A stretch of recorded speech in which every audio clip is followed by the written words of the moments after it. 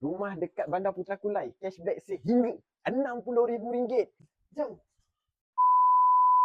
Kawasan depan rumah ni seperti ini. Dekat dengan seekor dan agak lapang di sana. Untuk pagar, kita bagi pagar biasa je. So, ini kawasan kapus dia boleh muat satu bilik kereta dah fully tiles.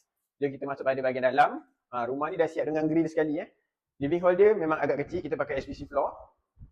Dan agak memanjang ke belakang. Sini korang boleh buat dining area. Dan ini bilik yang pertama bahagian bawah. So, tabletop, kita bagi tabletop L-shape. Dah siap mozaik semua. Ini bilik air untuk bahagian dapur. Jamban duduk. Jom kita pergi pada bahagian atas dia. Untuk bahagian atas dia, tangga kayu Dah siap ada pemegang macam ni. Atas dia pun kita dah bagi SPC floor sekali. Korang naik je, korang jumpa toilet dekat sini. Dan ini bilik pertama dekat atas. So, bilik kedua lah. Dan ini bilik yang ketiga. Bilik paling besar dalam rumah ni. So, harga rumah ni RM340,000. Kalau korang berminat, boleh roja-roja. Siap.